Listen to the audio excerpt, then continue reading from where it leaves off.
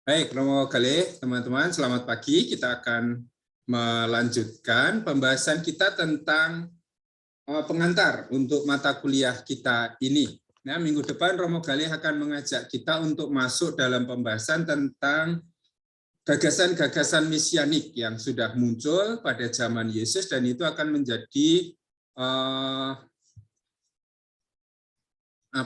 menjadi latar belakang bagi pembahasan kita dalam perkuliahan-perkuliahan berikutnya. Nah, kemarin kita sudah mencoba untuk melihat model-model pengenalan akan pribadi Yesus itu.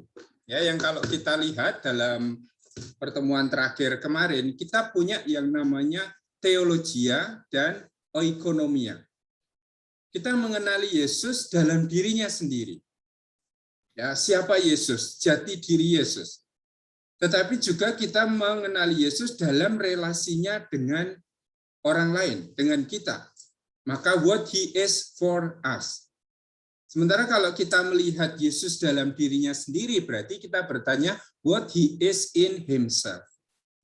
Tetapi selalu kita mengerti bahwa Yesus itu tidak pernah bisa dimengerti terlepas dari relasinya dengan Allah, terlepas juga dari relasinya dengan manusia.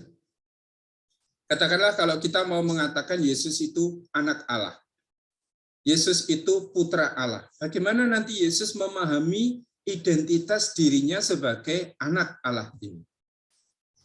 Kalau kita mengikuti dari alur pertama, apa yang disabdakan oleh Yesus, apa yang dibuat oleh Yesus dalam kehidupan hariannya, dia akan menampakkan cara berpikir relasional. Dia adalah anak di hadapan Allah yang dia sebut sebagai Bapa itu. Sehingga relasinya dengan Allah adalah relasi seorang anak dengan Bapa. Yang diidealkan seorang anak itu taat, setia kepada Bapaknya. Dan itulah yang juga dihidupi oleh Yesus. Nah, Yesus tidak pernah menyatakan hal-hal yang eksplisit tentang relasinya dengan Bapa. Ya, kecuali nanti kalau kita mengambil Injil Yohanes, lalu kesatuan Yesus dengan Bapa itu disebut sebagai kesatuan yang begitu erat. Aku dan Bapa adalah satu. Tetapi juga kalau kita ikut Injil seperti Injil Yohanes, identitas Yesus tidak pernah dikenali kalau dia dilepaskan dari Bapa. Maka Yesus tidak pernah itu dikenali dalam dirinya sendiri, tetapi selalu dalam relasi dengan Allah. Kalau dia menyebut dirinya itu siapa, Bapa itu siapa, dia akan menyebut Bapa itu sebagai dia yang mengutus aku. Dan berkali-kali Yesus itu menjelaskan atau berusaha untuk memberitahu orang bahwa Bapalah yang mengutus dia. Dengan demikian kita hanya memahami Yesus selalu memahami dirinya dalam relasi dengan Allah. Yang kedua, kita hanya bisa memahami Yesus dalam relasinya dengan komunitas, dengan jemaat, dengan orang-orang yang ada di sekitarnya. Karena tanpa gereja, tanpa komunitas, tanpa jemaat, nama Yesus tidak akan pernah dikenal. Seumpama Yesus itu berakhir dengan kematian di kayu salib. Tidak ada jemaat yang kemudian mengalami kebangkitannya. Tidak ada jemaat yang kemudian merenungkan kembali peristiwa salib itu sebagai peristiwa yang sangat berharga di dalam pengenalan mereka akan Yesus. Maka Yesus tidak akan pernah itu dikenal oleh siapapun. Nah, Yesus dikenal dalam relasinya juga dengan jemaat, dalam relasinya dengan murid-murid. Maka kita bisa mengatakan seperti yang saya tulis di dalam PowerPoint itu, neither Jesus as a person nor his being can be understood apart from his origin in God and the fact that he lives fully out of the Spirit of God. Maka selalu kita memahami bahwa identitas Yesus itu hanya akan bisa kita kenali ketika kita mengenali Yesus dalam relasinya dengan Allah dan dalam relasinya dengan kita. Ya, dengan Allah dia akan selalu menyebut dirinya sebagai anak Allah. Dengan kita, Yesus akan menyebut atau Yesus akan diakui, disebut sebagai Mesias, sebagai Tuhan, sebagai Juru Selamat, sebagai anak domba Allah. Maka ini dua hal yang nanti dalam perjalanan studi selalu akan kita upayakan. Kalau kita mau memahami Yesus, berarti kita memahami relasinya dengan Allah dan relasinya dengan sesama manusia. Sehingga kristologi itu harus mengatasi dualisme antara ontologi dengan fungsi, antara teologia dengan ekonomia itu. Karena Yesus tidak hanya bisa dikenali dari dirinya sendiri, tetapi Yesus harus dikenali juga dari relasinya dengan Allah, relasinya dengan manusia. Yesus tidak pernah menjadi suatu monad yang tertutup pada dirinya sendiri, tanpa relasi dengan pihak yang lain. Selalu Yesus itu ada dalam relasi dengan Allah juga dengan manusia. Jesus cannot adequately be understood apart from his origin in God. Yesus tidak pernah dikenali terpisah dari asal-usulnya yang berasal dari Allah. Terpisah dari identitasnya bersama dengan Allah, kesatuannya dengan Allah. Kalau Yesus ditanya tentang ajarannya dari mana, dia akan menyatakan ajarannya dari Dia yang mengutus aku. Pekerjaan yang dia lakukan itu pekerjaannya siapa? Toh? Pekerjaan itu adalah pekerjaan Dia yang mengutus aku. Dan Dia yang mengutus aku itu adalah Bapa. Dengan kata lain, kalau ditanya, kamu asal-usulmu dari mana? Dari Bapa.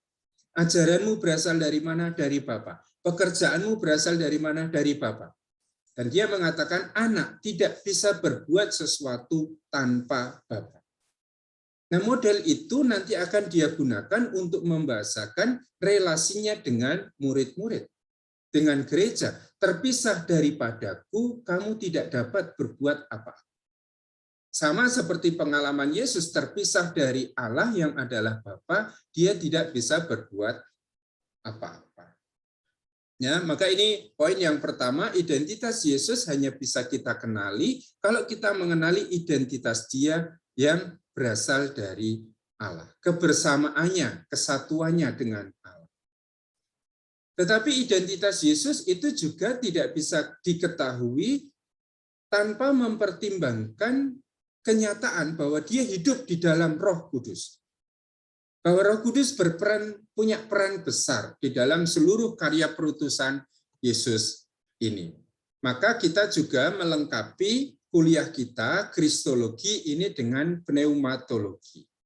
Ya, bagian yang dalam teologi kita seringkali ini kurang mendapat perhatian, ya, pneumatologi.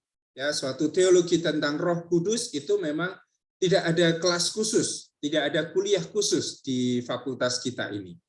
Sehingga ketika kita membahas Trinitas, tanpa membahas lebih dahulu Roh Kudus, lalu pasti ada sesuatu yang kurang. Nah, kalian beruntung karena mulai semester ini lalu Trinitas, Kristologi, Pneumatologi ada dalam satu semester yang sama, sehingga ini bisa dibahas bersama-sama saling melengkapi. Karena ini memang sebetulnya satu kesatuan mata kuliah, ya, sistem Trinitas, Kristologi, Pneumatologi, dan Soteriologi, keselamatan. Sehingga dia hanya bisa dipahami dalam relasinya dengan Allah, dalam relasinya dengan Roh Kudus, dan dalam relasinya dengan kita. Ya, ini akan memberi kita suatu pemahaman utuh tentang Yesus. Nah, kalau kita membaca Perjanjian Baru dan menemukan suatu pemahaman, suatu pemikiran kristologi dalam Perjanjian Baru, lalu kita bisa menemukan kristologi Perjanjian Baru itu terbentuk dari apa? Ya, dari mana asal-usul pemikiran kristologi dalam Perjanjian Baru? Asal-usul yang pertama pasti ada pada hidup Yesus sendiri. Apa yang dihayati oleh Yesus. Apa yang diajarkan oleh Yesus. Apa yang dilakukan oleh Yesus. Dan sabdanya itu menyatakan Dia itu siapa. Mukjizat-mukjizatnya itu membuat orang lain juga bertanya, siapa sebetulnya Dia? Ya, ketika Dia mengusir roh jahat dengan kata-kata, keluarlah daripadanya. Dan roh itu keluar, orang heran. Siapa Dia ini? Sehingga roh pun tunduk kepadanya. Ketika Dia meredakan angin taufan di danau, dengan menghardik angin taufan itu. Lalu murid-muridnya bertanya, ajaran baru apa ini? Siapa dia ini? Sehingga angin pun taat kepadanya. Ya, sabda pengajarannya membuat orang-orang yang mendengarnya juga bertanya-tanya, siapa dia ini? Dia mengajar dengan wibawa, tidak seperti ahli Taurat kita. Maka apa yang dikatakan oleh Yesus, apa yang dihidupi oleh Yesus, pekerjaan-pekerjaannya, mujizat-mujizatnya itu menyatakan siapakah Yesus ini. Sehingga ini hal pertama yang selalu akan kita perhitungkan, yang kemarin disebut sebagai Yesus historis itu. Dalam kenyataannya, siapakah Yesus itu? Apa yang disabdakan, apa yang dilakukan itu membuat orang semakin mengenali siapa dia. Maka sesudah melakukan karya perutusannya dalam perjalanan di Kaisaria Filipi, ketika menuju ke Yerusalem, Yesus sudah bertanya. Dan ini pertanyaan kristologis. Kata orang, siapakah aku? Nah, mereka yang melihat mujizat Yesus, mereka yang mendengar sabda-sabda Yesus, mulai punya dugaan siapa sebetulnya Yesus. Ada yang mengatakan dengan melihat apa yang dihidupi oleh Yesus, oh dia adalah Yohanes Pembaptis yang bangkit lagi tentu saja. Oh dia adalah Elia yang dijanjikan akan datang lagi menjelang akhir zaman itu. Oh dia adalah Yeremia, oh dia adalah nabi seperti dijanjikan oleh Allah kepada Musa. Ini semua adalah dugaan siapa sebetulnya Yesus ini. Sampai pada akhirnya Yesus sendiri bertanya kepada para murid. Karena mereka mengenal secara langsung Yesus, mendengarkan ajaran Yesus, mengalami mujizat-mujizat Yesus. Dan Yesus bertanya, menurut kamu, siapakah aku? Dan dari mulut Petrus, lalu para murid itu mengungkapkan pengenalannya akan Yesus. Engkau adalah Mesias dari Allah. Sehingga identitas Yesus itu dikenali oleh para murid dari apa? Dari hidup Yesus sendiri. Nah, kita sekarang tidak bisa langsung masuk dalam hidup Yesus. Apa yang disabdakan oleh Yesus, apa yang dikerjakan oleh Yesus sudah dikisahkan oleh para murid kepada orang-orang sesudahnya. Ya, termasuk dikisahkan oleh para penulis Perjanjian Baru di dalam teks Perjanjian Baru yang kita terima. Dan apa yang ada dalam Perjanjian Baru ini apakah persis sama persis dengan yang dihidupi oleh Yesus? Kemarin kita katakan tidak seperti itu. Ada peristiwanya. Kemudian ada refleksi teologinya. Dan ada sastranya, ada tulisannya itu. Dan dari peristiwa hidup Yesus sampai ke Perjanjian Baru, ini pasti ada proses permenungan, ada proses refleksi. Ya, semakin lama menjadi semakin kaya. Apa yang dinyatakan dalam Perjanjian Baru tidak sama persis dengan apa yang terjadi dalam hidup Yesus. Meskipun apa yang ditulis dalam Perjanjian Baru bersumber pada peristiwa hidup Yesus. Tapi antara peristiwa hidup Yesus dan Perjanjian Baru sudah ada refleksi gereja perdana. Ya, apa yang direnungkan, diwartakan sebagai kesaksian oleh gereja perdana ini pun kemudian ditangkap secara khusus oleh para penginjil. Sehingga meskipun keempat penginjil kita memperoleh bahan yang sama, ya, permenungan, refleksi yang sama dari perjanjian dari gereja perdana, perspektif mereka pasti berbeda. Interese kristologi mereka pasti berbeda. Ya, katakanlah kalau kita membaca Injil Markus, maka Markus itu sangat kental dengan gambaran Yesus yang manusiawi. Ya, Yesus yang baru saja dikenali oleh jemaat sebagai Mesias itu. Maka gambaran-gambaran Yesus yang muncul di dalam Injil Markus sebagai Injil yang paling tua itu gambaran-gambaran yang masih manusiawi. Yesus menangis, Yesus marah, Yesus lapar, ya. Itu gambaran-gambaran yang masih polesan teologinya itu tidak sekental di dalam Injil Matius, Lukas, apalagi Yohanes. Ya, gambaran-gambaran yang manusiawi di dalam Injil Markus mulai diubah oleh Lukas, mulai diubah oleh Matius. Dan nanti akan sangat lain ketika gambaran Yesus di dalam Injil Yohanes itu sudah tidak menampilkan gambaran yang manusia. Contohlah ambil di Taman Getsemani. Ya. Yohanes tidak mencantumkan peristiwa Taman Getsemani itu. Karena dalam pola pemikirannya Yohanes tidak mungkin Yesus mengatakan, ya Bapa, jikalau mungkin, biarlah cawan ini berlalu daripada. Karena Yesus sudah memilih untuk meminum cawan itu. Maka tidak ada krisis di dalam diri Yesus. Tidak ada kegelisahan di dalam diri Yesus bahwa saya harus meminum cawan ini. Itu sudah harus diminum. Pilihan saya adalah untuk meminum cawan itu. Sementara dalam Injil-Injil sinoptik masih ada doa Yesus di Taman Getsemani. Ya Bapa, sekiranya mungkin biarlah cawan ini berlalu daripadaku. Tetapi bukan kehendakku, melainkan kehendak-Mu terjadilah. Ketika tergantung di kayu salib, di dalam Injil-Injil sinoptik masih kita dengar seruan Yesus, Eloi, Eloi, lama sabachthani. Allahku, Allahku, mengapa engkau meninggalkan aku? Doa seorang figur manusia yang merasa ditinggalkan oleh Allah dalam situasi krisis terbesar hidupnya. Dan bukankah itu pengalaman banyak orang dalam situasi krisis ketika orang jatuh, ketika orang hancur, merasa ditinggalkan oleh Allah. Ya, itu diambil dari Mazmur 22 yang juga merupakan doa seorang yang merasa Allah telah meninggalkan saya. Tapi Injil Yohanes tidak akan menggunakan seruan itu di dalam Injilnya. Tidak akan pernah kita jumpai Yesus yang tergantung di kayu salib di dalam Injil Yohanes yang berseru, Allahku, Allahku, mengapa engkau meninggalkan aku? Karena dalam teologi Yohanes sedari awal mula, Yesus berasal dari Bapa dan akan kembali kepada Bapa. Selama dia hidup di dunia ini, dia selalu hidup dalam kesatuan dengan Bapa. Aku dan Bapa adalah satu. Sehingga juga di kayu salib itu Yesus tidak pernah ditinggalkan oleh Bapanya.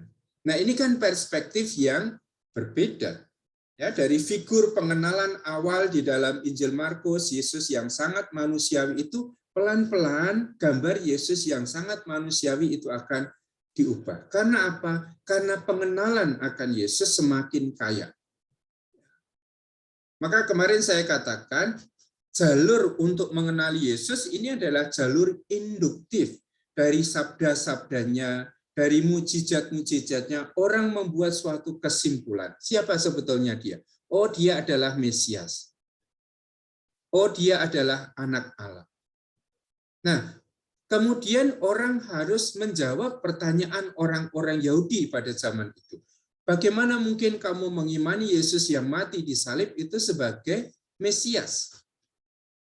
Maka gereja perdana harus merenungkan, harus membaca lagi kitab suci, tradisi iman mereka. Apakah perjanjian lama itu sudah menyatakan bahwa Mesias harus menanggung banyak penderitaan? Dan ini yang kemudian direnungkan. Nah, renungan-renungan ini yang semakin hari pasti semakin kaya. Bagaimana kamu menjelaskan bahwa dia yang mati di salib itu adalah anak Allah? Mana mungkin anak Allah mati dengan cara seperti itu? Nah, ini juga kesulitan-kesulitan yang terus dihadapi oleh jemaat perdana. Tetapi seperti selalu kita pahami, semakin banyak pertanyaan tentang iman kita dipaksa untuk semakin menjawab, maka iman itu akan semakin kokoh. Coba kita tidak pernah ditanya, menurut kamu siapa Yesus? Mengapa kamu memilih Yesus? Lalu kita tidak pernah bisa mempertanggungjawabkan iman kita. Mengapa kamu jadi Katolik? Ya karena saya sudah dibaptis sejak Katolik. Bapak ibu saya itu Katolik, maka saya dibaptis dan sekarang saya Katolik. Maka memilih menjadi Katolik tidak pernah menjadi pengalaman hidup kita. Karena begitu kita lahir, kita dibaptis, sudah menjadi Katolik, sudah menjadi pengikut Kristus. Tetapi justru kuliah-kuliah seperti yang kita jalani seperti sekarang ini menantang kita untuk membuat refleksi iman pribadi. Tidak hanya mengandalkan iman kita dari kesaksian banyak orang, dari kitab suci, dari katekese, tapi dari semua kesaksian yang kita dengar tentang Yesus, saya harus memberi jawaban pribadi saya. Siapa Yesus untuk saya? Maka ini arti pentingnya berkristologi, ya, karena kita harus menjawab dari pengalaman, dari pemahaman kita sendiri siapa Yesus. Tanpa kita bisa menjawab pertanyaan ini, kita tidak bisa memberikan kesaksian kepada orang lain, tidak bisa mempertanggungjawabkan iman kita akan Yesus ini. Sehingga kita memang belajar kristologi dengan harapan ya pemahaman kita itu semakin lengkap tentang siapa Yesus, tetapi tidak berhenti pada pemahaman di dalam kepala kita ini, dalam otak kita ini. Tetapi juga masuk dalam pilihan pribadi saya untuk mengikuti Yesus. Dalam pilihan iman saya untuk mempercayai Dia sebagai jalan, kebenaran, kehidupan saya. Yang mempercayai Dia sebagai juru selamat saya. Sehingga lalu nanti dalam perjalanan waktu, rumusan-rumusan iman itu tidak hanya menjadi rumusan yang kita hafal dan hampa, tetapi menjadi rumusan iman yang penuh isi. Saya memahami, ya, mengikuti Yesus itu adalah pilihan saya. Mengapa saya memilih Yesus? Siapa Yesus bagi saya? Dan ini sekali lagi adalah pertanyaan kristologi. Dengan demikian, ujian paling berat di dalam hal kristologi ini bukan ujian yang nanti diberikan oleh Romo Gale di kelas B atau ujian di kelas A dengan saya. Tetapi ujian-ujian kristologi ini akan selalu menjadi ujian kita dalam sejarah hidup kita ini. Karena dalam waktu ke waktu kita harus menjawab, siapa Yesus bagi saya? Ya, maka hal yang pertama tadi saya katakan, dari mana kita bisa mengenali Yesus? Dari hidup Yesus sendiri. Kemudian dari kesaksian perjanjian baru. Tapi antara hidup Yesus dengan kesaksian perjanjian baru sudah ada refleksi, renungan gereja. Maka perjanjian baru ini juga tidak menjadi akhir dari renungan gereja tentang Yesus. Perjanjian baru ini akan terus direnungkan sampai pada zaman kita ini. Sehingga dari waktu ke waktu, refleksi renungan gereja tentang Yesus itu terus berkembang sampai zaman kita ini.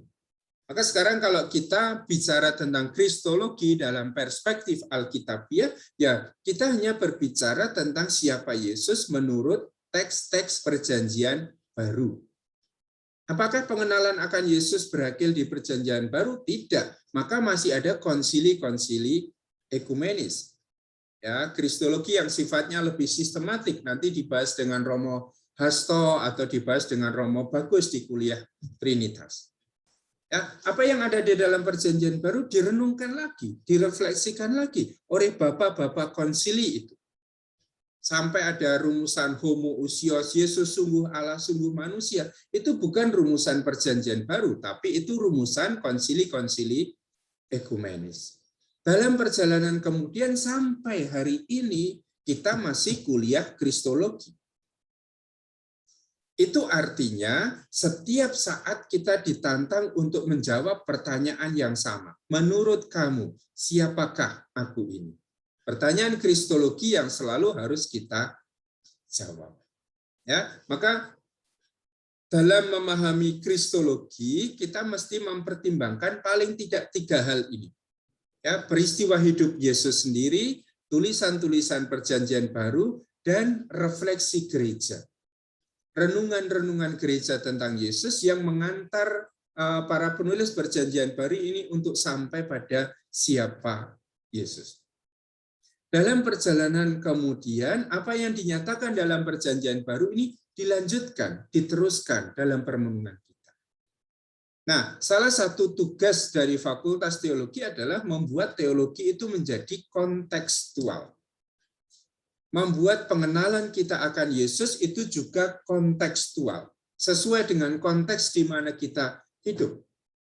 Ya, mungkin cara berkristologi orang Jawa itu sudah cukup berbeda dengan cara berkristologi teman-teman dari Sumba. Masing-masing kultur, masing-masing kelompok budaya itu pasti punya cara tertentu untuk sampai pada pengenalan akan Kristus. Dan semestinya itulah yang memberi kekayaan pada kuliah-kuliah kita di Fakultas Teologi kita. Ya, kita mesti mempertimbangkan itu. Ya, mungkin ini belum menjadi bagian yang sangat kita tonjolkan. Kelas kita ini kelas yang sangat beragam, yang dari Sumatera ada, Jawa ada.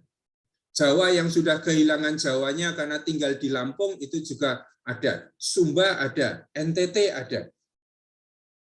Dan masing-masing kelompok gereja ini pasti punya pengalaman sendiri, sejarah sendiri dalam merefleksikan hidup Yesus itu.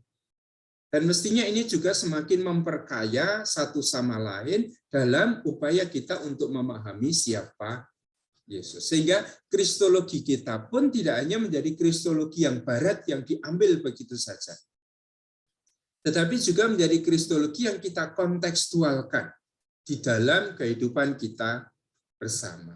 Maka disebutannya lalu menjadi kristologi kontekstual. Sama seperti teologi kita juga harapannya itu menjadi teologi yang kontekstual.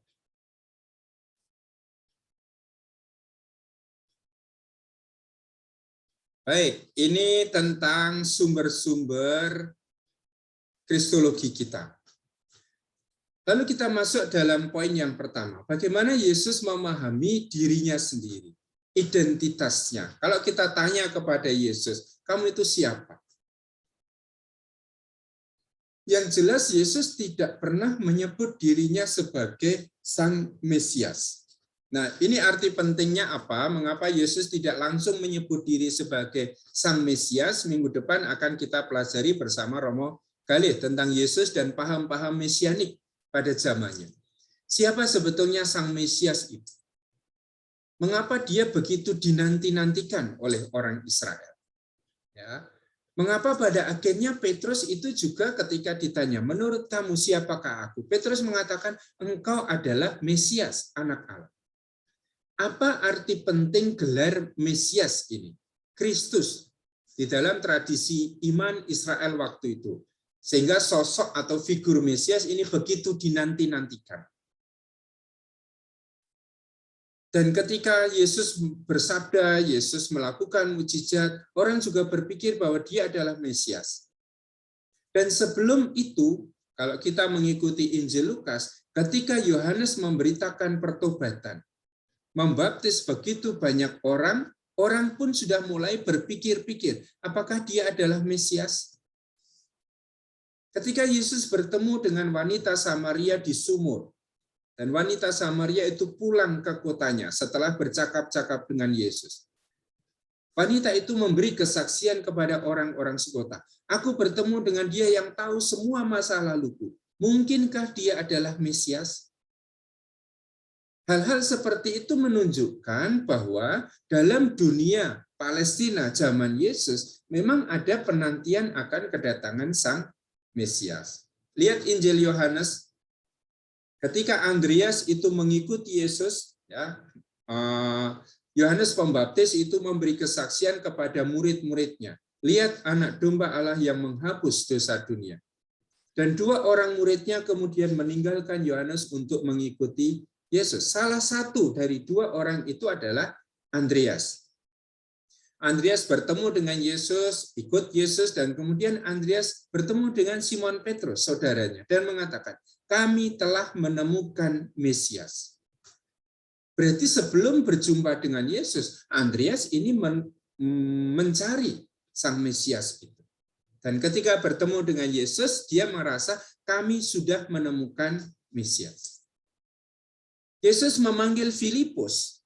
Filipus datang kepada Yesus, dan kemudian Filipus memanggil Natanael dengan mengatakan, kami telah menemukan dia yang ditulis oleh Musa di dalam Taurat dan di dalam kitab para nabi.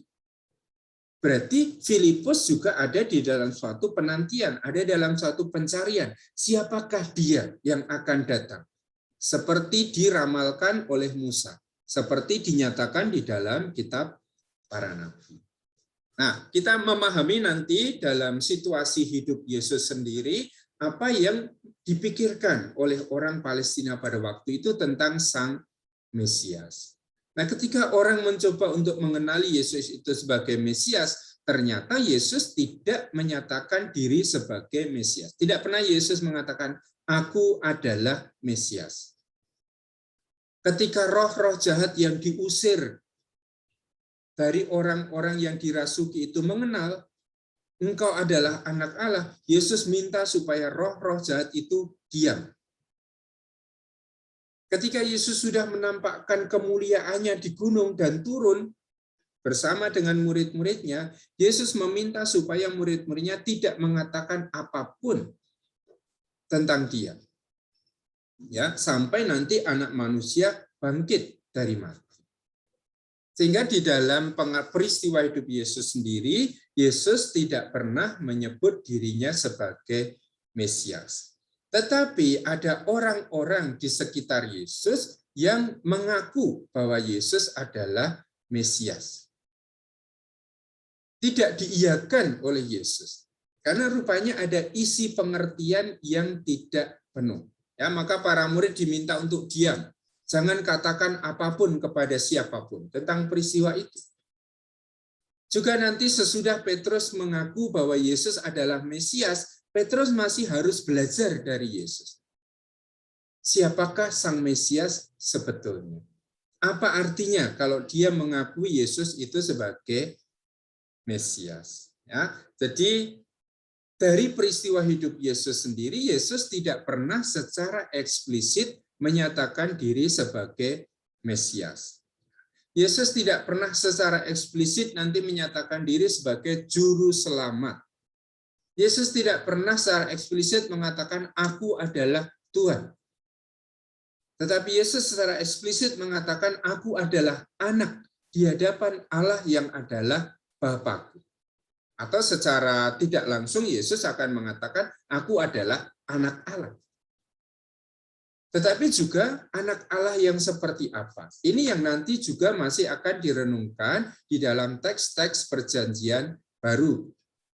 Tadi saya katakan, Markus akan menampilkan Yesus yang masih sangat manusiawi. Maka di dalam Injil Markus, Yesus adalah anak Allah karena dia taat kepada Bapaknya. Taat sampai mati. Maka ketika dia disalibkan, melihat matinya dengan cara demikian, kepala pasukan mengatakan, "Sungguh orang ini adalah anak Allah." Maka mulut seorang manusia untuk pertama kali mengaku bahwa Yesus adalah anak Allah adalah mulutnya kepala pasukan ini. Kapan? Ketika Yesus mati disalib. Dalam ketaatannya itu. Maka tadi saya katakan sikap yang diharapkan dari seorang anak kepada bapaknya adalah ketaatan, kesetiaan. Tapi ini hidup Yesus direnungkan.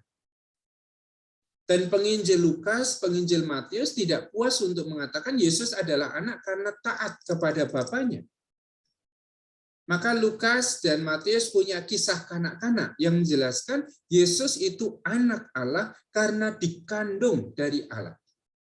Dikandung dari Roh Kudus.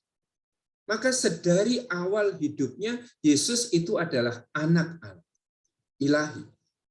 Ya, sudah cukup berbeda dengan Markus. Markus mengatakan Yesus anak Allah karena dia taat kepada Bapaknya. Lukas dan Matius yang ditulis 20 atau 30 tahun kemudian, 20 tahun kemudian mengatakan Yesus anak Allah karena dia dikandung dari Allah. 30 tahun sesudah Markus ada Injil Yohanes yang ditulis. Yang tidak puas untuk mengatakan Yesus itu anak Allah karena dikandung dari Allah. Tapi karena sedari mulanya, ya, sejak awal mula, dia sudah bersama dengan Allah. Dalam rupa Sang Sabda, dan Sang Sabda itu adalah Allah. Maka pembukaan Injil Yohanes, prolog Injil Yohanes, pada mulanya adalah firman, firman itu bersama dengan Allah, dan firman itu adalah Allah. Dan firman itu menjelma menjadi daging dalam diri Yesus yang disebut sebagai Kristus itu. Nah, saya harap lalu menjadi mulai dilihat bahwa kita mempunyai 4 Injil. Tetapi kristologi yang terkandung di dalam 4 Injil ini tidak sama begitu saja. Karena ada perkembangan pemahaman, permenungan yang baru yang semakin lama itu semakin kaya. Kalau Injil Markus ditulis tahun 70 dan Injil Yohanes ditulis tahun 100, berarti sudah ada 30 tahun renungan, refleksi gereja tentang Yesus. Yang semakin lama pasti semakin kaya.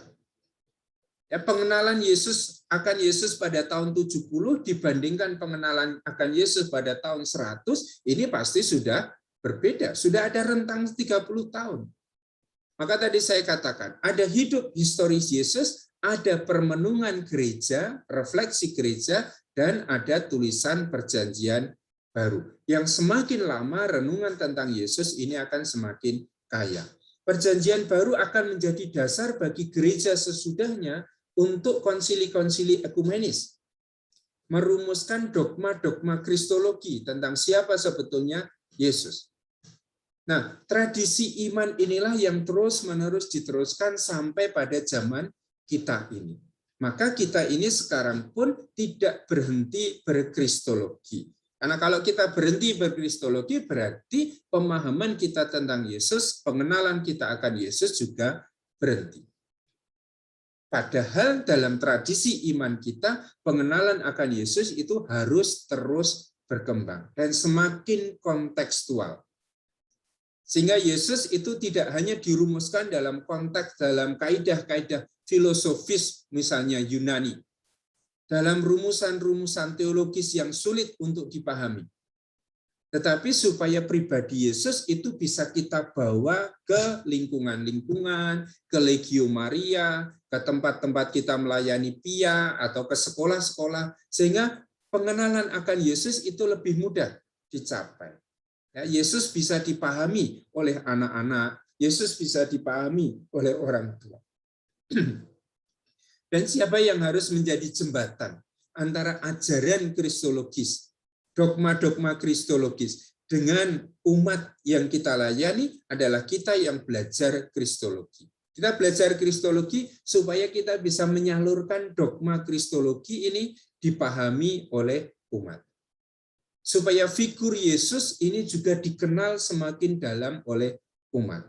Supaya dia yang menjadi pusat iman kita itu semakin dicintai oleh semua orang. Tapi prinsipnya seperti dipakai oleh Bapak Suci Fransiskus, kita tidak mungkin membawa Yesus kepada orang lain sebelum kita sendiri mengenal Yesus.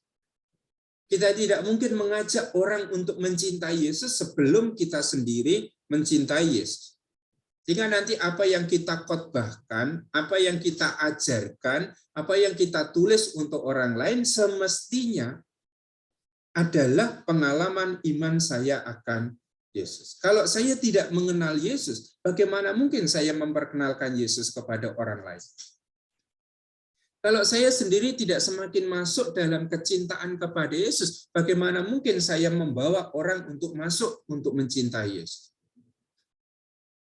Ya, dalam Evangelii Gaudium itu Bapak Suci kan mengatakan, bagaimana mungkin saya menggembirakan orang lain dengan Injil sebelum Injil itu menggembirakan diri saya sendiri.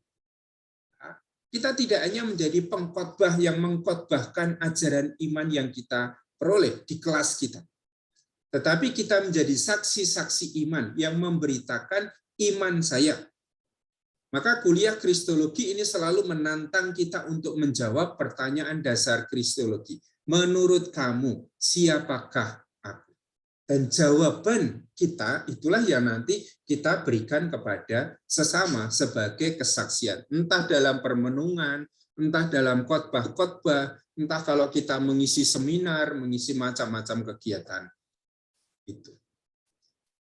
Baik, semoga suara saya terdengar dengan jelas karena berkali-kali di sini dikatakan your internet connection is unstable. Bisa didengar dengan baik apa yang saya katakan tadi? Oke, ada pertanyaan lebih Ya, Romo. dahulu atau tanggapan atau tambahan? Silakan, Frater.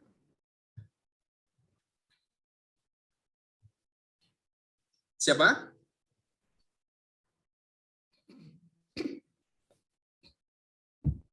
Romo Galih akan menambah lebih dahulu. Tadi ada yang bertanya dari OMI, Romo. Siapa? Nah, Silakan. tadi. Kok tidak keluar suaranya?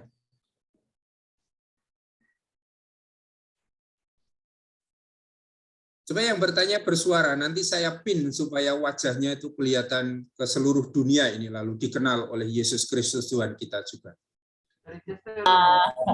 SCY? Oh, CSSR? Ya, Romo. Oke, ya silakan. Terima kasih, Romo. Saya ingin bertanya mengenai dalam pertemuan bersama Romo Bagus itu ada sedikit penjelasan mengenai perbedaan antara Yesus Kristus dan anak Allah itu, Romo. Saya mohon penjelasan lebih lanjut mengenai itu. Romo Bagus menjelaskan gimana perbedaannya, supaya saya tahu apa yang kamu maksud itu. Kemarin dalam diskusi mengenai pertanyaan tentang siapakah bidan atau yang perawat yang merawat membantu melahirkan Yesus itu, lalu Romo Bagus menjelaskan bahwa kelahiran anak Allah itu dia ada sebelum segala abad, sedangkan kelahiran Yesus itu adalah kelahiran dari Bunda Maria. Jadi ada perbedaan kalau kita bicara tentang Yesus dan juga ada perbedaan kalau kita bicara tentang anak Allah.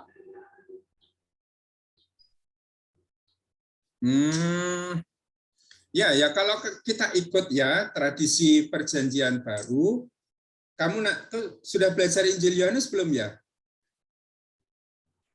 Belum? Sudah, Rom. Sudah. Kan ingat prolog Injil Yohanes itu kan? Di awal Yohanes mengatakan, pada mulanya adalah firman, firman itu bersama dengan Allah, dan firman itu adalah Allah. Ya, ini di awal, di ayat 1, ayat 2, Yohanes bab 1.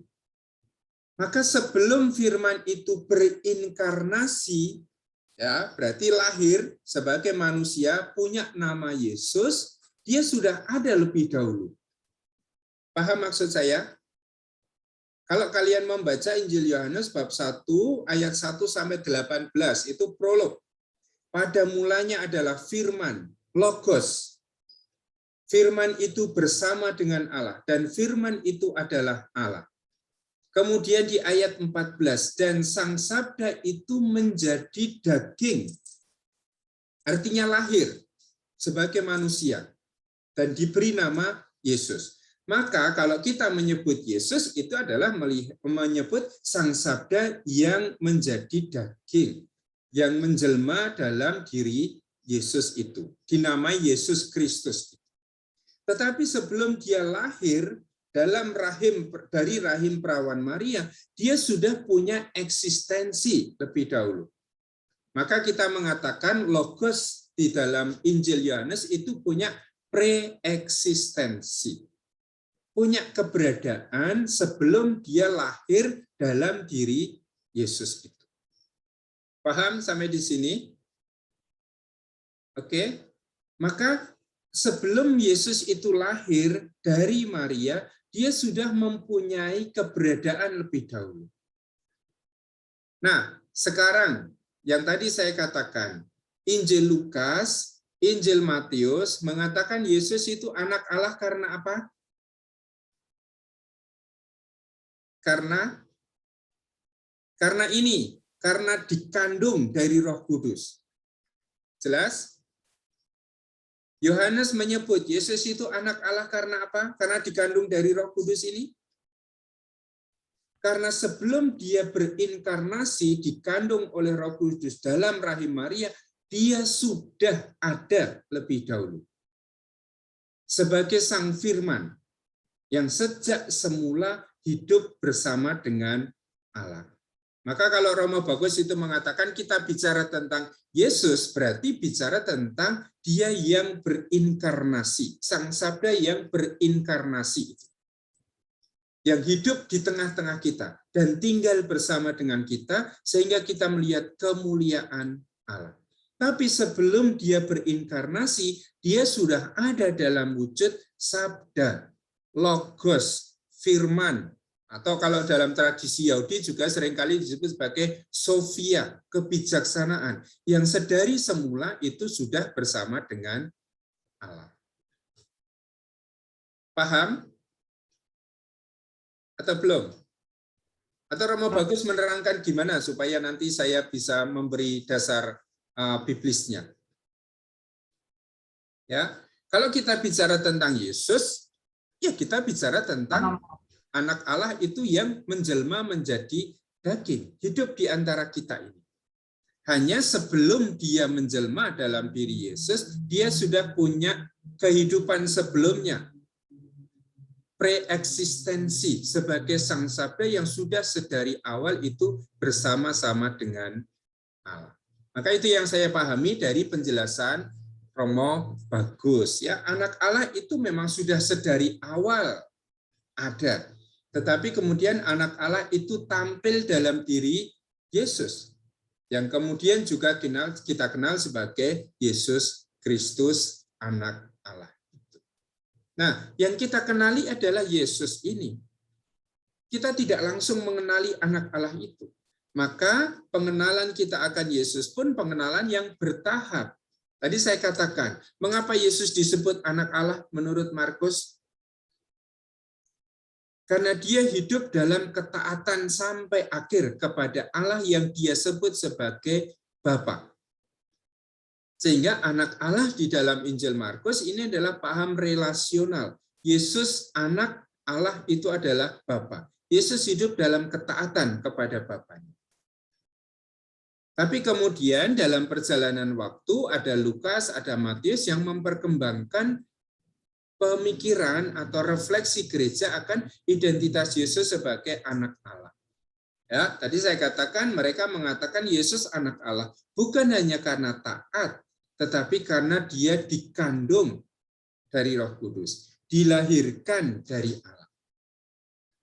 Dan dalam tahap refleksi kemudian Yohanes itu punya tambahan. Yesus itu tidak hanya dikandung, tidak hanya dilahirkan dari Allah, tetapi sebelum dia dikandung dalam rahim Maria, dia sudah ada. Dalam wujud apa? Dalam wujud Sang Firman. Logos yang sejak semula bersama-sama dengan Allah. Lebih jelas atau malah menjadi lebih bingung? Ya, maka kita membedakan keberadaan manusiawi Yesus sebagai logos yang berinkarnasi dengan dia yang ada sebelum dia menjadi daging. Anak Allah yang tampil dalam diri Yesus yang berinkarnasi ini. Dalam diri Yesus, manusiawi ini. Dengan anak Allah yang memang sudah ada sebelum dia berinkarnasi dalam diri Yesus. Oke, atau mungkin Romo Galih bisa menjelaskan kalau tadi yang saya katakan malah membingungkan. Saya merasa Romo Eko itu sudah menjelaskan dengan baik. Saya mau mencoba merefleksikan lewat saja.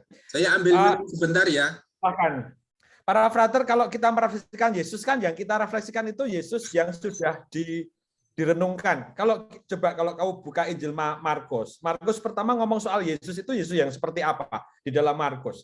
Yesus yang misalnya sejak awal di bab 1 Yesus itu dikenal sebagai sejak Yohanes Pembaptis. Kemudian 20 tahun kemudian ketika si Lukas berefleksi, Yesus itu seperti apa ya? Oh, kita harus merenungkannya tidak hanya Yohanes Pembaptis.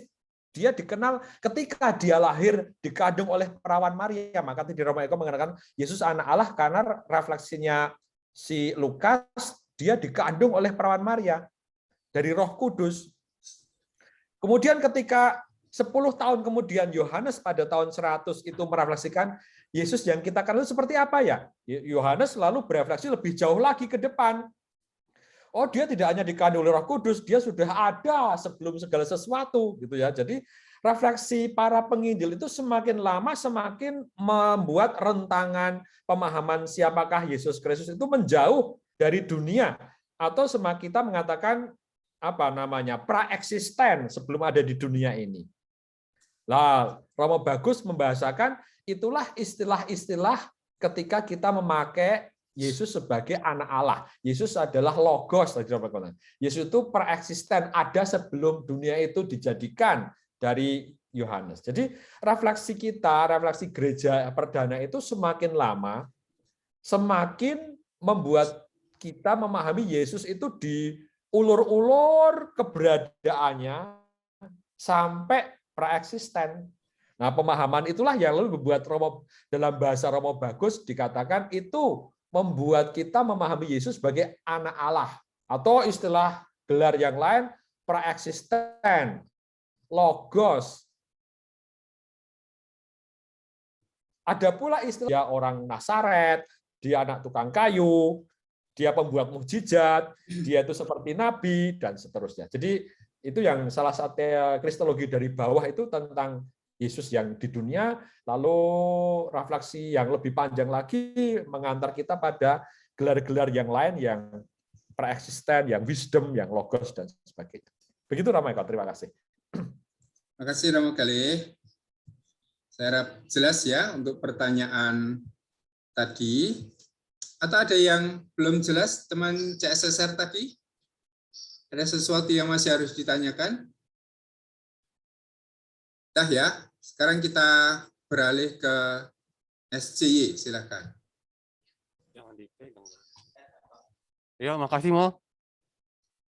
Saya mau bertanya, kemarin waktu kita belajar Injil Yohanes itu ada proses pemuritan yang mengetahui, melihat, tinggal dan bersaksi. Yang mau saya tanyakan itu, apakah ketiga hal itu bisa dimungkinkan ketika seseorang itu dibaptis bayi, dan apakah dimungkinkan dia bisa merefleksikan atau membagikan pengalaman bagaimana mengenal Yesus ketika dia dibaptis bayi, Romo. Itu yang pengen saya tanyakan. Iya, enggak bisa. Bayi mau ditanya apa? Dan bayi bisa menjelaskan apa? Ya, mengapa kita membaptis anak-anak bayi dalam iman kita? Bukan pertama-tama karena iman bayi itu kan, tetapi karena iman dari orang tua yang mau diwariskan kepada anaknya. Bapak saya Katolik, mama saya Katolik, maka ketika punya anak saya, lalu saya juga dibaptis dalam iman yang sama. Ya, pasti dengan harapan bahwa anaknya itu juga akan tumbuh di dalam pengalaman iman yang sama. Maka kalau bayi dibaptis, kita tanya, pasti tidak tahu apa-apa. Tetapi justru itu yang tadi saya katakan, kita yang dibaptis bayi justru punya tantangan untuk selalu bertanya, ya, mengapa saya menjadi pengikut Yesus? Mengapa saya memilih dia? Nah, katekese yang kita buat selama ini, apakah hanya menjadi suatu katekese yang sifatnya informatif? Yang memberitahu kepada kita siapa Yesus? Ataukah katekese yang sebetulnya justru menantang kita dengan pertanyaan-pertanyaan itu? Menurut kamu, siapakah aku? Ya, ketika kita belajar agama, ketika kita juga mungkin belajar sedikit banyak kitab suci di novisiat kita, apakah pengenalan akan Yesus itu membuat saya sebagai pribadi orang beriman semakin memilih dia atau tidak? Ataukah cukup saya ketahui, nanti saya bisa menjawab soal, selesai? Nah, kalau selama ini tidak membuat kita bertanya tentang siapa Yesus menurut saya, nah justru ini kesempatan-kesempatan ini yang perlu untuk kita manfaatkan. Kuliah Kristologi di semester ini menjadi kesempatan bagi kita untuk menjawab pertanyaan dasar itu. Siapa Yesus bagi kita? Nah, kalau kita dibaptis bayi, kita tidak akan bisa menjawab. Tapi lain dengan teman-teman yang dibaptis dewasa. Sudah tumbuh dalam tradisi iman yang lain, kemudian mendapat kesaksian dari orang lain, ketertarikan pada Yesus, belajar, ya, punya pengalaman pribadi dengan Yesus, sampai pada akhirnya memutuskan, saya memilih Yesus. Nah, teman-teman yang dibaptis dewasa ini pasti memiliki pengalaman saya memilih Yesus. Sementara kita yang dibaptis bayi itu tidak. Tidak dalam arti bahwa yang dibaptis bayi itu lalu bisa tenang-tenang saja. Kita yang dibaptis bayi ini pun dari waktu ke waktu selalu harus ditanya, siapa aku menurut kamu? Dan kita juga harus memberikan jawaban. Ya, jadi kalau kita dibaptis bayi ditanya, ya kita tidak bisa menjawab. Tetapi kita yang dibaptis bayi itu bertumbuh dalam tradisi iman kita, dan sekarang saya menjawab, mengapa saya memilih Yesus? Atau kalau kita nanti mengenal lewat Injil Yohanes, aku adalah jalan kebenaran dan kehidupan. Tahu tidak kamu bahwa aku adalah jalan kebenaran dan kehidupan? Tahu, karena saya belajar. Percaya tidak kamu bahwa saya adalah jalan kebenaran dan hidup? Kamu memilih saya berarti memilih saya menjadi jalan kebenaran dan kehidupanmu. Dan itu berarti pilihan-pilihan yang serius dalam hidup kita. Nah, kalau kita hanya mengandalkan saya orang Katolik karena saya sudah dibaptis sejak bayi, saya pengikut Yesus karena saya dibaptis sejak bayi, omong kosong itu. Sekarang juga saya harus menjawab pertanyaan, siapa Yesus untuk saya? Mengapa saya memilih Yesus? Apa konsekuensi saya kalau mengikuti Yesus? Sehingga ketika mengajar Injil Sinoptik pun saya senang menggunakan perjalanan dari Kaisaria Filipi ke Yerusalem itu sebagai kisah kemuritan. Petrus sudah mengaku, siapakah aku? Engkau adalah Mesias. Tapi kemudian Yesus menjelaskan, apa artinya pengakuan iman seperti itu?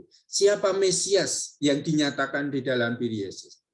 Dan kalau sudah tahu Mesias itu seperti apa konsekuensi mengikuti Sang Mesias? Maka bagian itu seringkali saya sebut sebagai bagian kemuritan. Dari Kaisaria Filipi sampai ke Yerusalem. Kesimpulannya apa? Kita yang dibaptis, ketika kita dibaptis bayi, kita tidak bisa menjawab. Tapi 20 tahun kemudian, sesudah saya dibaptis, sekarang saya harus menjawab. Nah, saya sudah dibantu oleh orang tua, saya sudah dibantu oleh guru agama, saya sudah menerima kesaksian dari para pendahulu saya, juga kesaksian-kesaksian iman pendiri kongregasi, itu kan membantu saya untuk sampai pada suatu pengenalan. Menurut saya, bagi saya sendiri, siapakah Yesus? Dan apakah sekarang saya memilih Yesus sebagai jalan saya? Dulu yang milih adalah orang tua ketika saya dibaptis. Tetapi sekarang saya harus membuat keputusan saya sendiri. Begitu? Atau ada pengalaman, permenungan, refleksi yang lain? Romo. Iya, Sister. Berdasarkan penjelasan Romo tentang bagaimana kita mempertanggungjawabkan iman kita, ketika kita dewasa, memang saya waktu kecil dibaptis dan tidak menekuni juga agama Katolik karena saya memang belajar dulu sekolahnya di Muhammadiyah. Nah, kemudian dalam perjalanan cerita singkatnya, saya akhirnya juga mengalami bahwa saya tertarik dengan pengajaran suster yang dulu datang ke stasi untuk mengajar sekolah minggu. Nah, dari situ saya kok tertarik apa yang dia ceritakan tentang hidup Yesus. Nah, dalam perjalanan selanjutnya, saya akhirnya juga setelah saya selesai sekolah, cerita singkatnya, saya ingin masuk biara, menjadi biarawati. Nah, dalam perjalanan kalau tadi dikatakan, saya harus mengatakan bahwa Yesus itu adalah pilihan saya. Maka saya mau mengatakan bahwa kalau memang Yesus adalah pilihan saya, itu pun kalau didasarkan pada pengalaman Petrus yang ditanya Yesus, siapakah engkau? Engkau adalah Mesias, Putra Allah yang hidup. Tetapi Yesus mengatakan, berbahagialah engkau Simon, sebab yang mengatakan itu kepada engkau adalah Allah. Artinya pengalaman akan Allah itu bukanlah kekuatan saya, kemampuan saya, tetapi itu adalah suatu anugerah atau Allah, Roh yang menyatakan itu kepada saya, sehingga saya mampu mempertanggungjawabkan iman itu sendiri. Itu Romo, bagaimana dengan itu? Apakah itu yang juga yang Romo jelaskan? Karena saya tidak mampu secara manusiawi sebetulnya, kalau Roh itu yang mendorong saya untuk memberi kesaksian tentang Dia. Begitu Romo. Iya, dalam pemahaman kita bisa dipahami seperti itu ya, Suster. Bagaimana Allah menggerakkan kita untuk semakin mengenal Dia. Ya, bagaimana kekuatan ilahi, Roh itu menggerakkan saya untuk semakin mengenal Dia. Tidak dalam arti kita mendapat inspirasi Roh langsung, katakanlah seperti itu. Melihat penglihatan khusus. Tetapi ada orang-orang yang memberi kesaksian kepada kita. Ya, tadi ada suster yang kemudian memberikan kesaksian kepada suster. Nah, kita kan bisa melihat ya bahwa dalam perjalanan waktu sebetulnya kita menerima banyak kesaksian dalam wujud pengajaran, dalam wujud cara hidup dari para pendahulu kita dalam iman, dari orang tua kita, dari orang-orang yang ada di sekitar kita. Dan kesaksian-kesaksian itu membuat kita atau mendorong kita untuk secara pribadi itu berjumpa dengan Yesus. Dalam arti mengenal, ya, membaca, mengenali kehendaknya, semakin tahu siapa Dia itu. Nah, ini yang tadi sempat disinggung oleh teman SCY tadi. Ya, dari kesaksian orang kita semakin menuju mengenal pada Yesus. Supaya kita yang sudah sampai mengenal pada Yesus, memilih Yesus, pada akhirnya juga bisa memberi kesaksian kepada orang lain. Harapannya apa? Kesaksian kita ini juga menggerakkan orang lain untuk semakin mengenal Yesus. Maka pola itu yang selalu kita ambil. Orang tua kita memberi kesaksian iman yang nyata kepada kita. Guru-guru agama kita memberi kesaksian yang nyata. Teman-teman kita juga memberi kesaksian yang nyata kepada kita. Dan itu membuat kita juga semakin masuk dalam pengenalan akan Yesus. Kuliah kita ini, di fakultas kita ini, juga pasti memberikan kesaksian-kesaksian iman yang mendorong kita untuk semakin mengenal Yesus. Cukupkah kesaksian itu? Ketika belajar Injil Yohanes, saya mengatakan tanda saja tidak cukup. Kesaksian saja tidak cukup. Masih dibutuhkan pilihan iman saya. Ya, orang-orang Farisi di dalam Injil itu menerima kesaksian, bahkan kesaksian langsung dari Yesus. Tapi mereka tidak mengambil suatu pilihan iman. Saya mengikuti Yesus. Saya memilih Yesus. Maka yang tadi pola yang suster alami dibaptis, tetapi kemudian cukup jauh dari tradisi iman karena sekolah di tempat yang memang tidak banyak menyebut Yesus, kemudian ada kesaksian yang kemudian menuntun suster pada pengenalan yang lebih dalam akan Yesus, yaitu memang pengalaman kita yang bersama. Suster membahasakan itu kekuatan roh yang mendorong suster juga untuk mengenal Yesus. Tapi kekuatan roh itu dialami dari mana? Dari orang yang memberi kesaksian, yang membuat saya tertarik, yang membuat saya terpikat. Sehingga ketika mengajar katekese dasar, itu tema yang menurut saya sangat penting. Katekese kita itu harus membuat orang semakin terpikat pada Yesus. Tidak terpikat pada kita. Nanti kita berkhotbah, khotbah kita baik, semoga orang terpikat pada yang kita khotbahkan. Tidak terpikat pada kita yang mengkhotbahkannya. Semua katekese yang kita buat, entah katekese sekolah, entah katekese umat, itu mestinya membuat orang semakin rindu, semakin terpikat pada Yesus yang kita wartakan. Baik, terima kasih Suster. Sekarang kita ke Anggi Mamiri lebih dahulu. Silakan.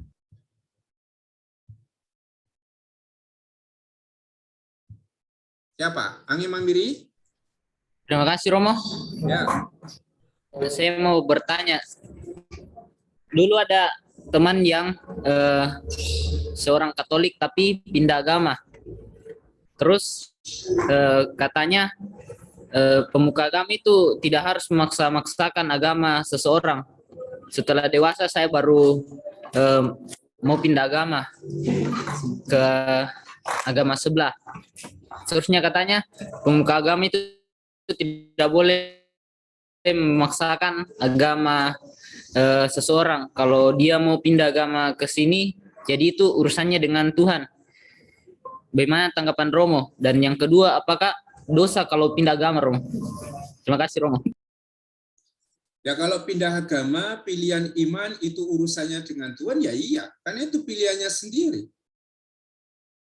Kita sendiri sebagai orang yang dibaptis sejak bayi, pernah tidak membuat pilihan iman itu? Atau orang tua yang memilihkan iman itu untuk kita? Ya kan? Atau kita merasa, oh saya bangga saya jadi orang Katolik, dibaptis sejak bayi saya. Tapi kamu pernah enggak memilih, saya memilih Yesus. Saya memilih jalan ini sebagai kebenaran yang saya pegang. Pernah enggak? Juga dengan pengalaman orang yang bergulat dengan pengalaman imannya sebagai seorang Katolik. Sampai pada akhirnya saya menemukan jalan yang lain. Saya punya pilihan iman yang lain. Nah, pilihan ini pilihan personal. Maka menurut saya tadi benar, tidak bisa kita memaksa-maksakan pilihan iman. Tentu sebagai seorang Katolik, saya pengen kamu tetap jadi orang Katolik. Dan supaya kamu tetap jadi orang Katolik, teguh dalam imanmu, saya berikan kesaksian iman saya. Tetapi soal pilihan iman itu tidak pernah bisa dipaksakan. Konsili Vatikan kedua kan membuat dokumen yang namanya Dignitatis Humanae itu kan. Salah satu bagian dari martabat manusia adalah pilihan untuk beriman. Tidak boleh dipaksa-paksakan. Maka kalau orang dalam kedewasaannya, ya, dalam peziarahan imannya harus mengatakan, saya memilih iman yang lain, dan dia memilih iman itu dengan kebahagiaannya, kita tidak bisa memaksa. Pertanyaannya justru, mengapa dia pindah agama lain? Mengapa tidak menemukan kekuatan iman itu dalam tradisi iman kita? Ya, kalau kita melihat ada orang Katolik yang pindah agama, kita salahkan dia. Tapi tidak menyalahkan kita. Mengapa sampai dia lari dari kita? Ya, apakah komunitas Kristiani kita ini menjadi komunitas yang inspiratif, yang dirindukan, sehingga orang datang kepada kita? Ya, maka kalau saya sebagai seorang beriman, ada seorang yang dalam pergulatan imannya, dalam pencariannya akan Allah, sampai pada kesimpulan saya harus meninggalkan iman Katolik, saya harus menghargai itu. Tetapi sebelum dia meninggalkan iman Katolik, saya harus memberi kesaksian iman saya. Lewat kata-kata saya, ya, lewat pilihan-pilihan tindakan saya. Dan semoga dengan kesaksian itu, orang terpikat untuk kembali ke tradisi iman Katolik. Mengecewakan tidak? Ya pasti kecewa. Ada seorang Katolik yang pindah agama menjadi pemeluk agama lain, mengecewakan untuk kita. Tapi lihat, cukupkah kita kecewa? Atau tidakkah kita harus bertanya pada diri kita sendiri, mengapa teman saya itu harus pergi dari iman Kristiani? Apakah dia tidak menemukan Allah di dalam tradisi Kristiani kita ini? Apakah dia tidak menemukan kedamaian batin sehingga dia harus pergi ke agama yang lain? Nah, itu autokritik yang lebih baik untuk kita pikirkan. Tapi kalau pilihan mau mengimani Kristus atau mengimani siapa di luar agama Kristiani, menurut saya itu hak pribadi. Tidak bisa kita paksa-paksakan. Tetapi sebagai seorang beriman, dan dia semula adalah bagian dari iman saya akan melindungi dia. Saya akan membuat pagar sebisa mungkin supaya dia tidak loncat dari pagar itu. Dan pagar apa yang bisa saya bagikan? Kesaksian saya. Kesaksian yang tidak hanya muncul dari kata-kata, dari pengajaran, memperkenalkan Yesus, tapi mempraktekkan, mewujud nyatakan iman kita ini dalam hidup yang nyata. Dalam pilihan-pilihan moral kita. Maka kalau menghalang-halangi atau memaksa tidak bisa. Tetapi kalau saya membuat pagar sekeliling supaya dia tetap ada di dalam tradisi iman Kristiani, itu kewajiban saya. Dan bagaimana saya membuat pagar itu adalah dengan kesaksian iman yang nyata. Supaya dia menemukan, oh ternyata apa yang saya cari dalam pergulatan iman saya, Allah yang saya cari itu memang saya temukan di dalam diri orang-orang Katolik. Ya, bahwa yang saya rindukan dari figur Allah yang penuh persahabatan, Allah yang baik itu dihidupi oleh orang-orang Katolik. Kalau seperti itu, yakin dia tidak akan lari dari Katolik. Tapi kalau apa yang dirindukan, apa yang dibutuhkan itu tidak ditemukan di sini, ya dia akan lari ke tempat lain. Ini saya ngomong tentang orang yang pindah agama karena keputusan batinnya, ya. Bukan pindah agama karena urusan lain seperti pernikahan dan seterusnya, keterpaksaan seperti itu. Tapi ini orang yang sungguh-sungguh bergulat dalam imannya. Begitu juga teman-teman yang mungkin dari tradisi Muslim, menghayati sungguh imannya dalam tradisi Muslim, tetapi masih terus mencari, ya, ada kerinduan batin akan Allah itu. Dan ternyata dia menemukan, oh saya menemukan itu dalam tradisi iman Kristiani. Lalu dia meninggalkan Islam ke Kristenan. Apakah saya bisa menghalang-halangi? Oh kamu tidak usah jadi orang Kristen, kamu tetap jadi orang Islam saja. Saya tidak bisa menghalang-halangi keputusan pribadi orang tentang imannya, karena itu sangat personal. Apakah dosa atau tidak pindah dari satu agama ke agama lain? Ya saya bukan Tuhan yang Maha Esa yang bisa menilai itu. Saya tidak mau menilai.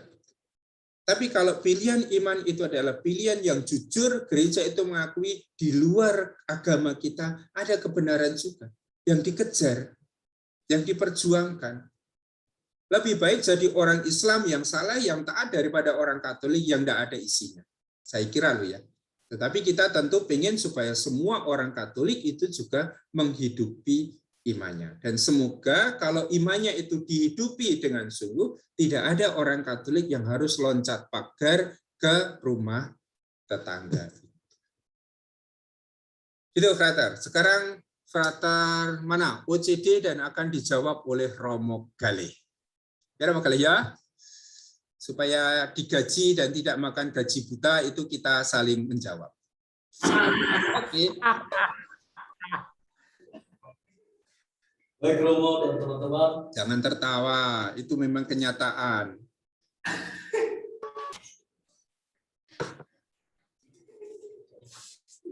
Baik, silakan. Baik Romo dan teman-teman, selamat pagi semua. Pertanyaan saya bersifat informatif saja mengenai terminologi kristologi dari atas dan kristologi dari bawah. Pertanyaan pertama. Lalu yang kedua, apakah konsep kristologi orang Katolik itu sama dengan Protestan ataukah berbeda? Itu saja Romo, matur nuwun.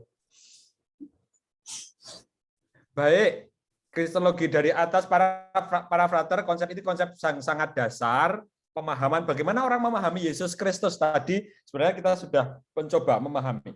Ketika kita ngomong kristologi dari bawah, ya kalau kamu ditanya kristologi dari bawah, itu siapakah Yesus Kristus yang dikenal ketika dia hidup di dunia, ada di dunia, ketika dia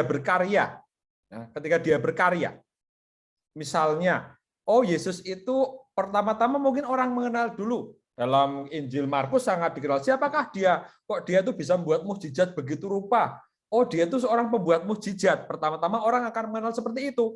Ya, dia itu membuat mukjizat sehingga orang terkesima atau bacaan misa hari ini. Ya, Yesus yang memanggil rasul-rasul, kemudian dia meminta Petrus untuk melemparkan jalannya ke dalam laut, Galilea, danau.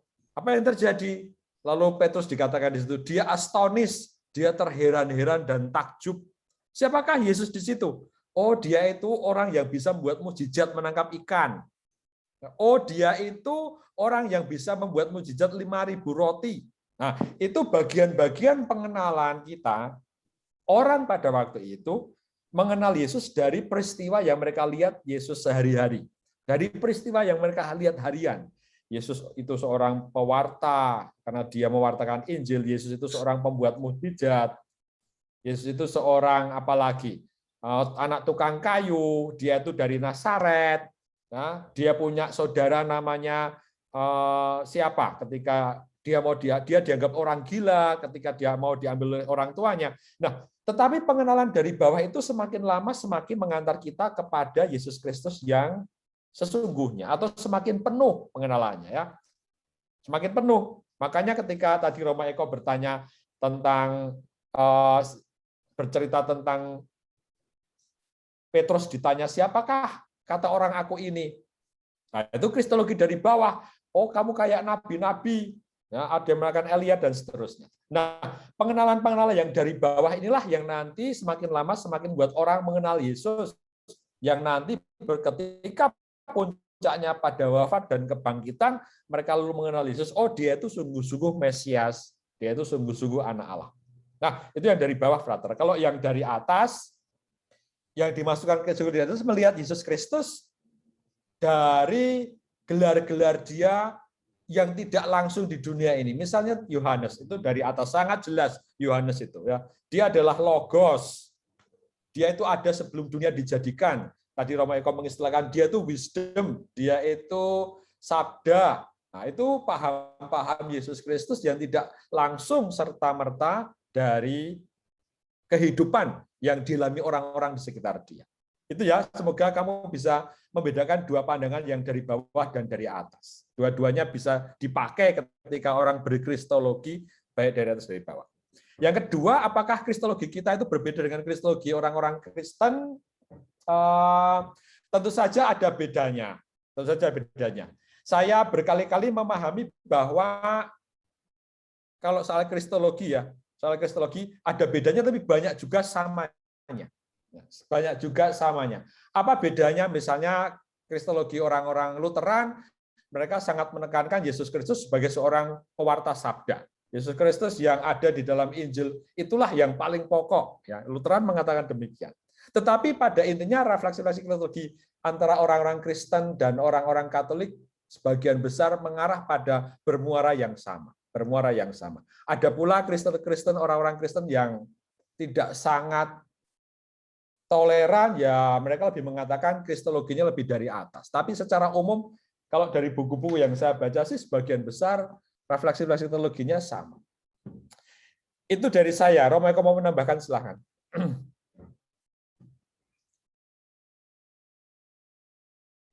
Mungkin belum ada, karena tinggal 5 menit dari teman CMF dari sejak tadi mengacungkan tangan, silahkan.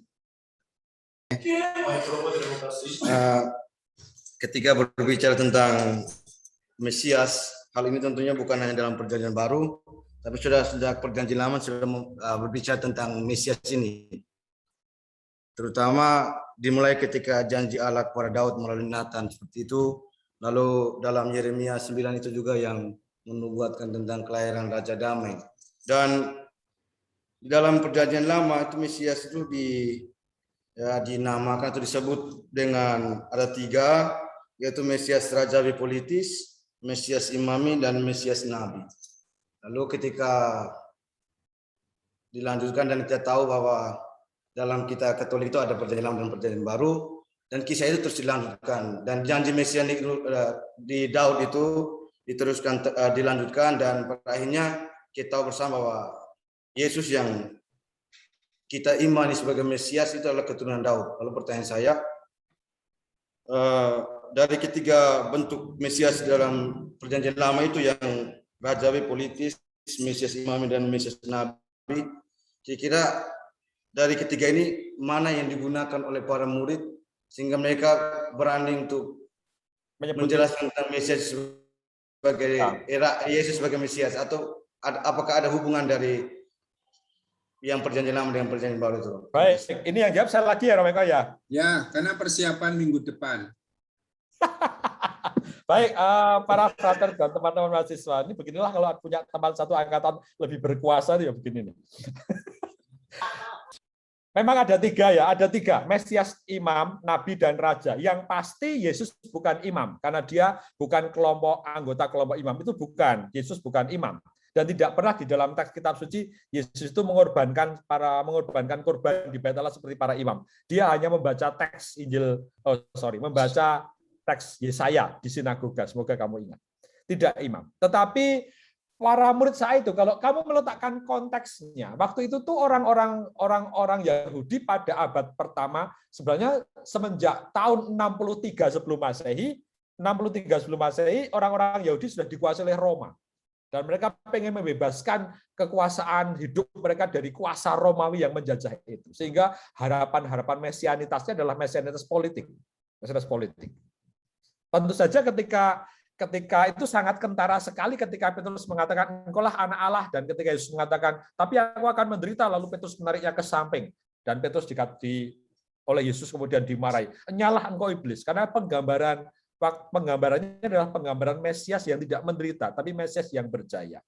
Atau dalam Injil Yohanes ketika setelah dia selesai membuat mukjizat 5.000, memberi makan 5.000 orang, lalu mereka mau mengangkat dia sebagai raja, dan Yesus dengan sengaja melarikan diri. Berarti dia tidak mau menjadi Mesias politik. Jadi saya kira Yesus sendiri punya pemahaman, mungkin ya, Yesus sendiri memahami diri sebagai seorang yang mewartakan sabda. Mesias, meskipun tadi dikatakan dia tidak mengatakan aku itu Mesias, tapi dia lebih berperan secara Mesias nabi, kenabian. Dia bukan Mesias, yang pasti dia bukan Mesias politik dan bukan Mesias imami. Itu yang jelas. Dan itu masih terus dialami oleh para murid dan orang-orang sejamannya karena mereka menganggap dia sebagai seorang politik, sebagai seorang penggerak untuk membebaskan Israel dari orang-orang Roma. Begitu. Baik, terima kasih teman-teman dan Romo Galih untuk pertemuan kita pada pagi hari ini. Pertanyaan terakhir ini menjadi jembatan bagi kita untuk pembahasan minggu yang akan datang. Ya, Romo Galih akan membahas tentang Yesus dan gagasan-gagasan mesianik pada zamannya. Bahan ini bisa ditemukan di dalam buku pegangan kita. Silakan dibaca bab-bab awal itu tentang Yesus dan gagasan mesianik pada zamannya. Yang tadi kita hanya mengatakan bahwa pada zaman Yesus tidak hanya ada satu gagasan mesianik, tapi ada cabang macam-macam. Meskipun bersumber pada suatu nubuat yang sama, katakanlah 2 Samuel 7 tadi. Tetapi kemudian Mesias seperti apakah yang dinantikan sampai pada zaman Yesus itu sudah ada variasinya. Ya, tidak hanya satu sosok Mesias yang dinantikan. Tadi disebut ada imam, ada anak Daud, ada nabi, ada yang lain-lain. Nah, maka untuk memudahkan dan memperlancar nanti diskusi kita minggu depan, dibaca bagian itu supaya nanti kalau Romo Galih menjelaskan lalu mulai ada pertanyaan, ada pokok-pokok yang bisa didiskusikan bersama. Saya kira semakin sedikit waktu yang kami gunakan untuk menjelaskan itu semakin baik. Semakin banyak diskusi, semakin banyak pendapat atau pertanyaan yang bisa kita bahas bersama, perkuliahan kita ini pasti akan semakin baik. Ya, bahan yang akan kami sampaikan itu sudah ada di buku itu. Sehingga kalau hanya mencari bahan, baca saja buku itu. Kalau buku saya itu terlalu rendah mutunya, terlalu mudah untuk dibaca, silakan cari buku-buku yang lain yang lebih sulit atau tulis buku sendiri. Ya, maka silakan mencari banyak literatur dan itu kita usahakan bersama sehingga kelas kita menjadi lebih dinamis seperti ini dan itu lebih menyenangkan. Kalau tidak nanti seperti pertanyaan tadi, kelas kita tidak menyenangkan lalu ada satu orang yang Romo izin ke kamar mandi, iya tapi jatahnya 5 menit itu jadi 5 jam, entah pergi ke Malioboro, entah ke mana ya. Maka kita usahakan supaya pertemuan kita lebih banyak diisi dengan diskusi, dengan kita berbagi pemahaman bersama. Baik, kita sudah sampai pada akhir pertemuan kita. Terima kasih untuk pertemuan kita pagi hari ini dan kita berjumpa minggu yang akan datang. Kita akhiri pertemuan dengan tanda kemenangan Kristus. Dalam nama Bapa dan Putra dan Roh Kudus. Amin. Terima kasih Romo. Terima kasih, Romo. teman-teman. Terima kasih, Saya mengakhiri. Terima kasih, Romo.